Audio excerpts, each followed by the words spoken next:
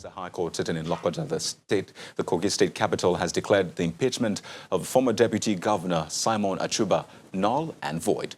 The court also ruled that the subsequent nomination of Mr. Edward Onoja as his replacement did not follow due process and is a violation of the Constitution.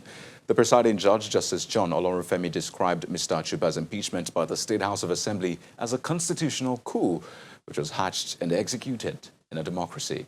Mr. Achuba was impeached by the State House of Assembly in October 2019. Well, let's explore the legal implications of this judgment. A lawyer now joins us in Lagos, Mr. Jimmy Abia. Thank you so much for joining us. My pleasure being with you. Right. Now, there's a lot of discussion about this, especially because it started since October, and a lot of people seem to have forgotten, but the court never forgets, it seems. Now, what is the implication of this? Will he be reinstated retrospectively? I mean, what happens to the current deputy governor? A lot of questions. Tell us. The election for which he was made deputy governor, which has expired, that tenure has expired. So the question of he being reinstated as deputy governor of Kogi State is it's one that cannot be entertained at this point because that tenure has expired as at the time election was conducted, validly conducted in Kogi State at the due time when their tenure expired. So the question of that, cannot come up. All right. So what exactly happens right now?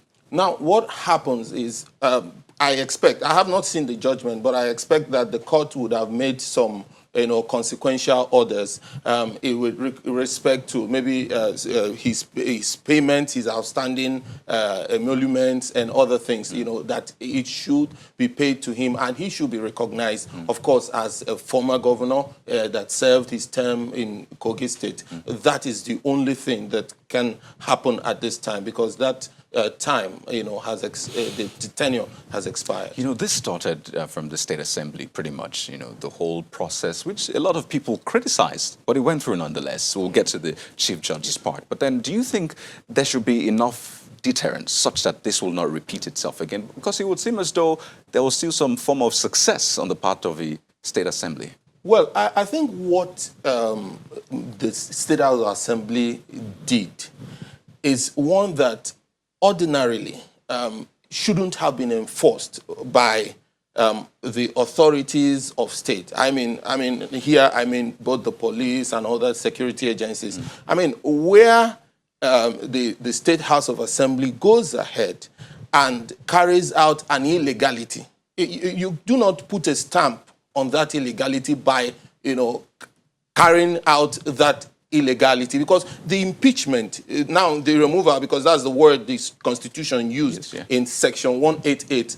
In Section 188, the impeachment did not follow due process because the panel, which was set up by the Chief Judge of the state, released the report of the panel saying that this man, was not found guilty of any of the allegations brought against him. So at that point, it ought to have ended. But what the State House of Assembly did was to go ahead, despite the panel not returning a verdict of guilty, to go ahead and still, by resolution, pass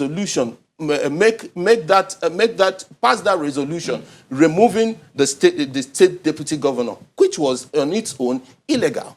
I was going to just ask you briefly, do you think the CJ had a choice in swearing in the deputy governor at that point?